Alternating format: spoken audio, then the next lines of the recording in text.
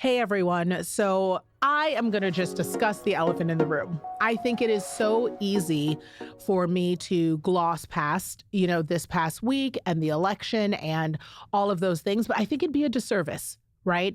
And I know, please pause on the pause button. I know that there's probably a huge part of you that instantly felt a feel when you knew that I was going to bring that up. And I get it because it is everywhere. It's inescapable. I mean, I have all but stopped listening to the news. I have been underneath a blanket. I have been just doing everything I can in terms of self-care. And I just want to be clear, as I mentioned in my previous episode, you already know what my leaning was. You already know that I voted for Kamala Harris. Like, you know that. But my feeling isn't about just the fact that she didn't win. My feeling is actually, I think, the emotional energy of keeping up with this election. And that is kind of what I wanted to talk about here. I think all of us are suffering a little bit of that energy. In addition to if you were a Harris supporter and what that meant to you, feeling that. And I also think if you were a Trump supporter or are a Trump supporter, that there's other feelings that kind of go along with that. So that's kind of what I wanted to chat about today. What do we do with that? Because selfishly, naively, I don't know what to call it. Maybe hopefully, because I thought my guy would win, or my gal, if you will. I thought that on the other side of this, I would feel differently. And what I'm hearing from everyone is that while our approaches to the future may feel a little different, everybody's feeling some level of ick or weight. So I wanted to just kind of touch on that. So the first thing is, I just want to kind of issue a caveat. I do not speak for every Black woman, mom, older, pregnant mom, American. I do not have a voice for everyone. I have a voice for me. But what I do hope is that you can maybe gain some insight into someone that may look or think or experience life a little differently from you if we are not similar, or even if we do have some similar demographics, just someone who may have just come at life differently, And the biggest thing that I want to share is that you may have heard a lot of Black women, whether it's online or, in news segments or something coming across your timeline. And if you haven't, by the way, I just want to say that is what's weird about the algorithm. There are whole conversations that we don't even see. Like recently, if you've been tuning into my social on Instagram, you will notice that I have actually been outright asking any of my Trump supporters, and I hesitate to say conservative because I have a lot of friends on the internet that are conservatives but may not be Trump supporters, or they are conservatives that don't identify themselves as Trump supporters, even though they were Trump voters, at which, I'm not going to go into the nuances of that, but that is, kind of what came from the conversation. So I've been really opening up the dialogue on my Instagram by choice, to understand a little bit more, because it really is important to me to seek understanding just as a personal thing. Again, I do not speak for all people. But that said, if you aren't seeing, because of the algorithm, some of the other conversations, I've been really blown away by what I'm learning.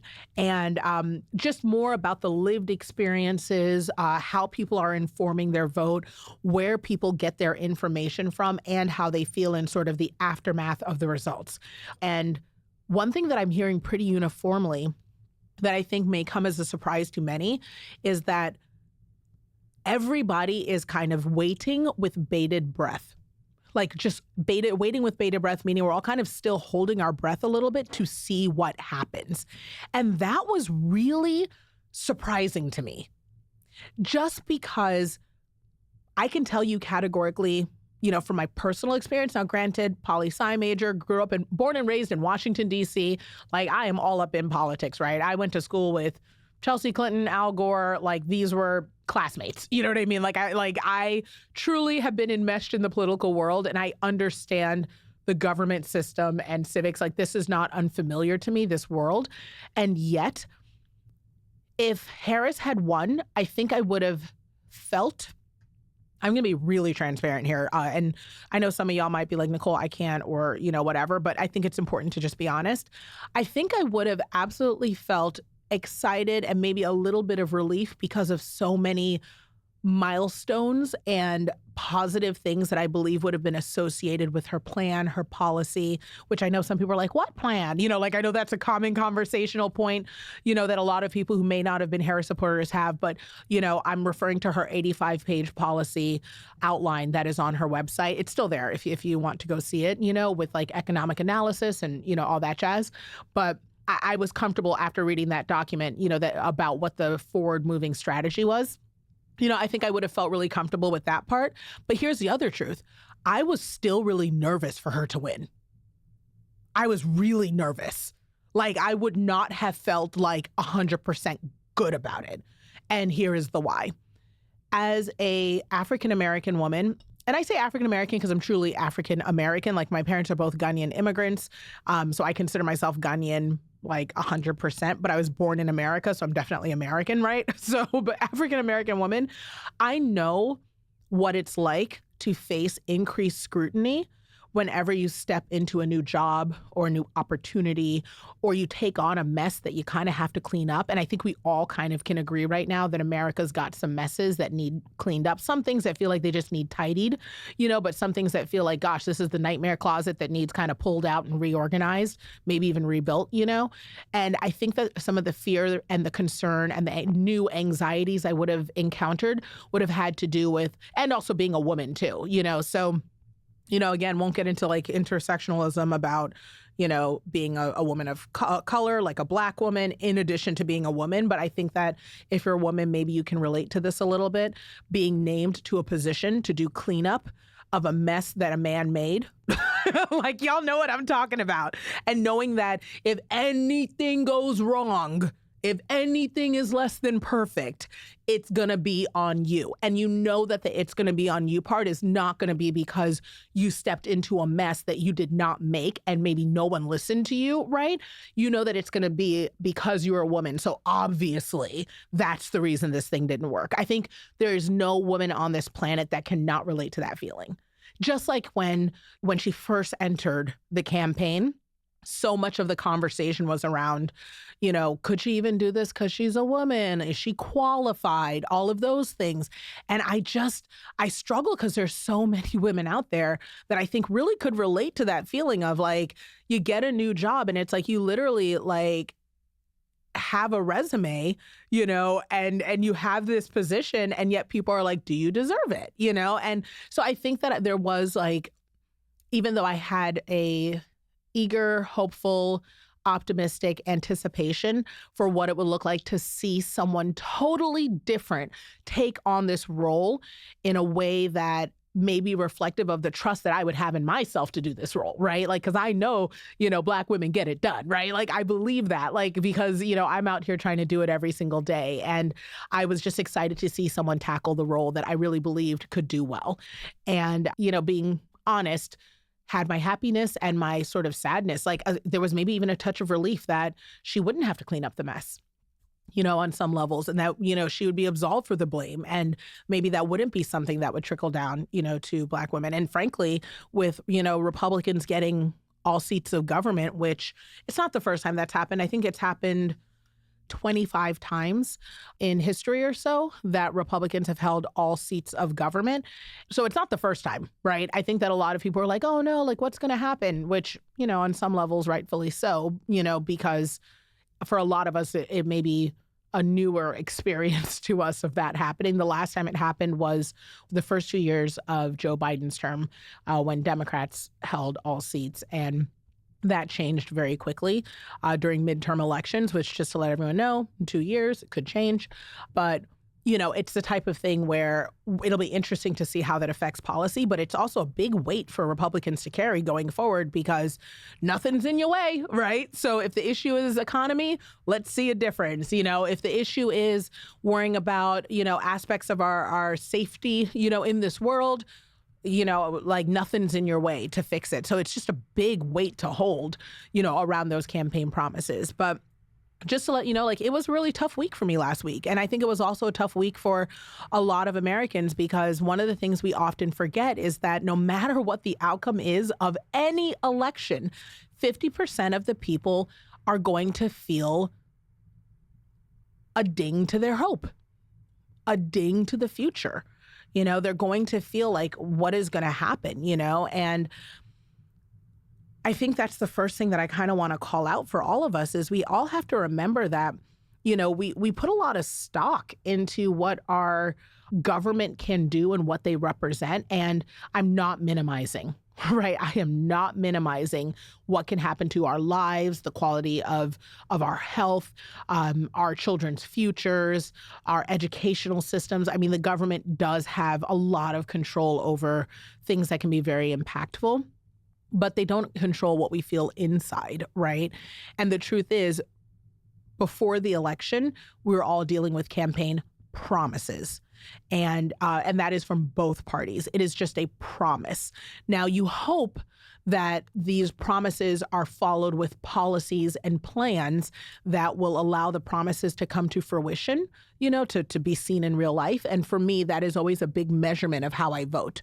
So I don't want to just hear a candidate making a statement like, I will fix this, or this will stop, or I will do this differently from the other person. Those are all great statements, to hear, and they feel good initially because it's like, oh, good, because I don't like that thing, right? Or, oh man, that would be so much better.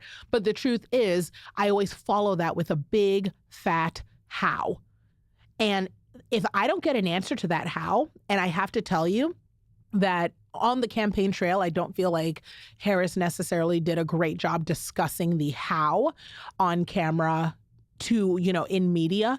And as somebody who does media and as someone who is on camera, I recognize how difficult that is to do in brief moments. It's just difficult, which is why you're supposed to independently as a voter look up your research. And she did have that beautiful 85-page, economic analysis with it was really very thorough that supplemented her conversation. But like, who's reading that? You know what I mean? Like, besides me, hand raised nerd, so I just want to let you know we're in the how season.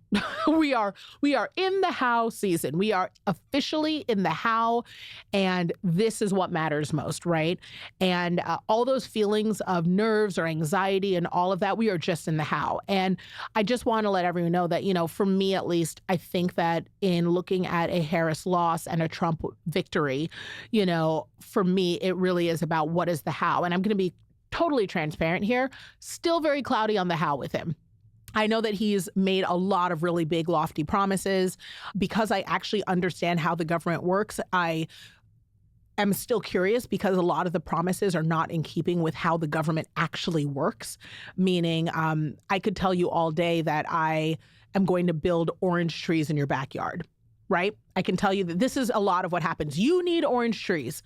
If you had orange trees, everything would be better. The problem is that you don't have orange trees in your backyard. You've got to have orange trees. And the average person might hear it to themselves, that sounds great. You're right. I would have vitamin C. I would have food. I'd have shade. Orange trees are amazing. I would love that, right? But catch this, if you live in Colorado, that is not the climate for orange trees. So yes, orange trees exist. Yes, they'd be good for you. But is it reasonable to expect that there is a way to make that occur in your world? And I can honestly tell you one of the biggest struggles I have with, a Trump administration or a Republican-led administration under Trump is that a lot of the promises that are being made are, and even some of the ways that are suggested that they're going to come to fruition are just not in keeping with how things actually work. And that's not a negative assessment. It's just an is. You know what I mean? It's just an is. So I think it'll be interesting to see what'll happen. And of course, one of the other things that gives me a little bit of comfort, I hate to see the Constitution tested. I hate to see our judicial system tested. I hate to see things stretched too hard or pushed too far because you never know what's going to finally break it. But the founding fathers and the original framers of the Constitution have built a pretty incredible infrastructure because it's almost like they knew we would try to mess it up. They knew, and I say that from both parties, they knew we would try to get in there. And I think that they did a pretty good job. There's a lot of things that, it would take A whole lot, like come hell or high water to make it happen. Trump doesn't have the ability to give himself 5 more terms. He doesn't have the ability to repeal the 19th Amendment. Like there are just so many things that we have to remember is even though we are in the United States of America, each state is basically like its own country. So even though we all speak English, you do hear a little bit of difference in English from Boston to Louisiana, right? California, I came out here, everybody's talking about being posted up and being stoked. Feels like another country, right? So I say all that to let you know that the founding fathers did build an infrastructure that, isn't meant to be tested and stretched. We're supposed to respect it and be grateful for the democracy we have. But I'm also really grateful to know that it's meant to withstand. And the only thing that I think tends to be a threat to that is when if someone is unfamiliar with our infrastructure and how it works, they try to push boundaries to make it happen. And that can happen on both sides. I am not going to lie. Like it can happen on both sides.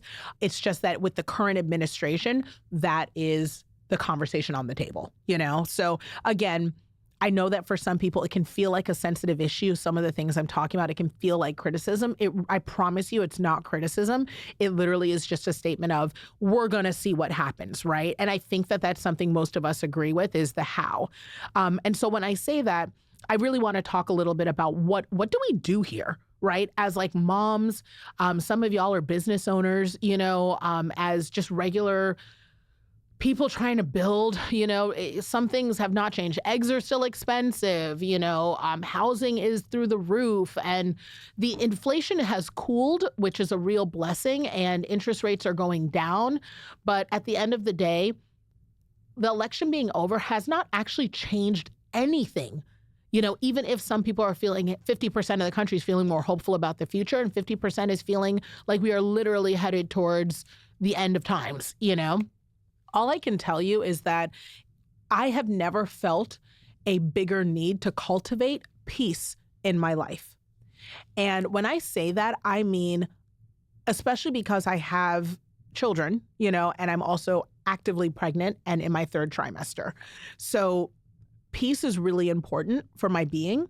So if you are someone who feels good about where things are headed because you trust the administration, you feel great about it, well, then peace is going to be really important because you have a job to hold your administration that you've elected accountable to doing things in an honest way, a fair way, a just way, and a way that protects you and your neighbor. Right? That is something that I think is unwavering. No one's going to argue about that. That is what our job is. They are hired help to facilitate a government of the people, which means that if you hired that help, you are responsible to hold them accountable. And that includes being a voice, because your voice was the one that superseded in this election, for the people that were not heard, right? And if you recall, in 2020, I had this same conversation, which was that, hey, Biden won, and I voted for Biden then. Biden won and, everybody feels good about it. But make no mistake, we've got 50% of the country that does not feel good about that and feels not good about that in such a passionate way that they're calling the election a fraud, right? Which conversation for another day about, election results and how these are good and last ones weren't. Like, that's a conversation for another day. It doesn't make sense, right? But all that being said, I had the same thought point where I said, look, like, it's going to be important that this group of people does not feel alienated, because if not, they're going to come back with the Fuhrer. You know what I mean? They're still here. They still have legitimate concerns and fears that need addressed, whether it's addressing them with, facts or tidbits or something that makes them feel like, okay, there's some consideration being put here, if there's reason behind it. But something has to be done because the other voters do not disappear, And I think that this approach of, everyone talks about divisiveness, but the word divisiveness right now just means you said something that I disagree with and now it's making a problem, right? That's not being divisive, right? I'm talking about divisiveness as in, we're actually acting like what I want is all that matters and there's no space for what you want. That is literally, it just isn't going to work, right? It's just not going to work. And, so I just say for the path forward, the most important part, if you are someone who is thrilled with this administration, and you're feeling optimistic that things are going to ease and you're going to have some comfort soon financially or, safety-wise or whatever else, that you recognize that comfort and that financial ease or whatever else doesn't come at the expense of the people on the other side. And I think that is probably, if you're trying to understand how the other side feels, that is something that I think really, really matters, So take care of yourself and make sure you have peace within your home and that you are, raising kids to still be listeners and to seek understanding and to come from a place of tolerance and respect, because if they hear you in your home talking badly about their neighbor, understand that we're setting a foundation that's not very effective or positive. If they hear you in your home, saying things that, believe it or not, are divisive, understand that that's going to continue to trickle down. And above all else, your neighbor's still there. They're not going anywhere right now. So you're going to want to make sure that you are creating and fostering a world that's going to help them feel, safe too, right? So, and honestly, all that applies to everybody. But I think particularly whenever you are aligned with the administration, that is currently in legislative power, the ones who are making the rules and seeing them come forth, And then, of course, speaking to my fellow Harris supporters, right? Just let me first address the 92%. 92% meaning 92% of Black women voted for Harris. So this is for us, right? I am too pregnant for this. I literally feel emotional. I just want to let you know that it's really hard right now, I think, as a Black woman, to see what we've known and feel like we were going to get some reprieve from the work, not a break, because the work was not going to stop. She wasn't going to be the savior. She wasn't going to come in and fix it. But I think that we thought maybe it would be a little easier to have a path. And I say we and all that. I'm not speaking for everyone, and it's not every Black woman. Like I said, the 92%. So if you're part of the 8% that did not vote this way, then I'm obviously not speaking to you, for you, anything to that effect. But, I think that we're all very familiar with what it looks like to work. If you're part of that 92%, we know what it's like to do twice as much and get half as much.